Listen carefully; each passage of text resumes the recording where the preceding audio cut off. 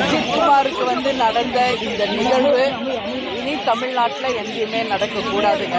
அதை மெயினாக நான் சொல்லணும்னு நினைக்கிறேன். எங்களுடைய கண்டனத்தை, எதிர்ப்பை தெரிவிப்பதற்காக தான் இன்னைக்கு தேசிய முற்போக்கு திராவிட கழகத்தின் சார்பாக கருப்பு சீருடை அணிந்து எங்கள் கண்டனத்தை பதிய வைக்கிறோம். இப்போ அவங்க அம்மாவை பார்த்துட்டு வந்தேன், தம்பியை பார்த்துட்டு வந்தேன். அந்த அப்பாவி உயிர் என்ன தப்பு பண்ணுது? ஒரு விசாரணை கைதி தான். அவர் ஒன்றும் தீவிரவாதியோ கொலை குற்றவாளியோ கிடையாது. ஒரு விசாரணை என்ற பெயரிலே அழைத்து சென்று இவ்வளவு பெரிய ஒரு கொடுமையை, அதுவும் கோயில் வளாகத்தில் வச்சு பண்ணியிருக்காங்கன்னா நிச்சயமாக அந்த தவறு செய்தவர்கள் யாராக இருந்தாலும் கட்டாயம் தண்டிக்கப்பட வேண்டியவர்கள். மிகப்பெரிய தண்டனையாக அவங்களுக்கு ஆயுள் தண்டனை வழங்கணும்.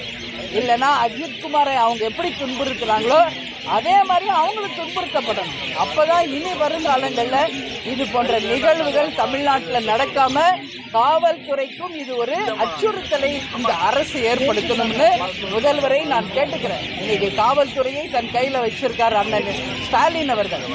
எனவே காவல்துறையை கட்டுப்படுத்துங்க. ஒரு லட்சிய கையில் கொடுத்துட்டா யாரை வேணாலும் அடிக்கலான்றது கிடையாது. உண்மை நிலை என்ன என்பதை ஆராயணும். எல்லா இடத்துலையும் சிசிடிவி கேமரா போடணும்.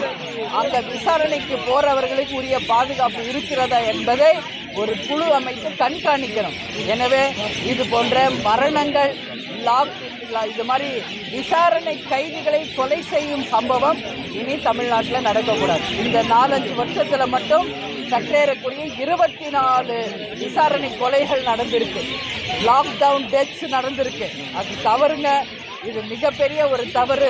நிச்சயமாக விசாரணை கைதிகளுக்கு இது மாதிரி ஒரு நிகழ்வுகள் நடக்கக்கூடாதுன்னு நான் கேட்டுக்கிறேன்.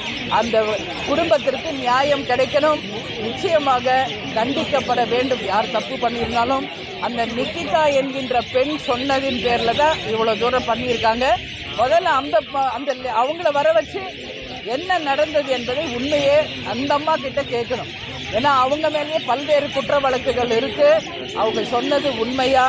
ஏன் அவங்களுக்கு எல்லா போலீஸ் அதிகாரிகளும் சப்போர்ட் பண்றாங்க? இதன் பின்னணி என்ன என்ற முழு விவரமும் நீதி அரசர்கள் விசாரணையில் இருக்கு. வெளியே கொண்டு வர வேண்டும். இந்த வழக்கு சிபிஐக்கு மாற்றப்பட வேண்டும் என்று நான் கேட்டுக்கொள்கிறேன். தேசிய முற்போக்கு திராவிட கழகத்தின் சார்பாக சிபிஐக்கு இந்த வழக்கு மாற்றணும். அது மட்டும் இல்லை, நீதி அரசர்களே இதற்குரிய விசாரணையை நடத்தி நிச்சயம் அந்த அஜித்குமாருக்கு நியாயத்தை வழங்க. முதலமைச்சர் சிபிஐ விசாரணை அமைக்கணும்னு சொல்லிட்டாரு. கோரிக்கை கொடுக்குறீங்க? இல்லை, அதுதான் நான் சொல்றேன். இங்க பாருங்க, உண்மை வெளியே வரணுங்க. இன்னைக்கு எத்தனை சிபிஐ வழக்கு போயிருக்கு, எத்தனை உண்மை வெளியே வந்திருக்கு.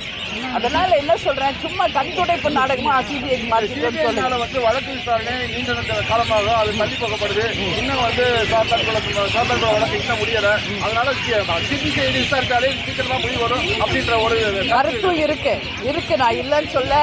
சிபிஐயோ சிபிசிஐடியோ வாட் எவர் இட் இஸ், உண்மை நிலை துரிதமாக கண்டுபிடிக்கப்பட்டு தவறு செய்தவர்கள் யாராக இருந்தாலும் உரிய தண்டனை வழங்கப்பட வேண்டும்.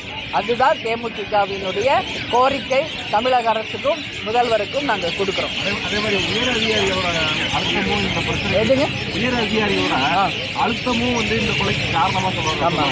அது எப்படி? அதைத்தான் நான் இப்ப சொல்றேன். யார் அவங்க? நிக்கிதான்றது யாருங்க? அவங்க என்ன பின்னணி?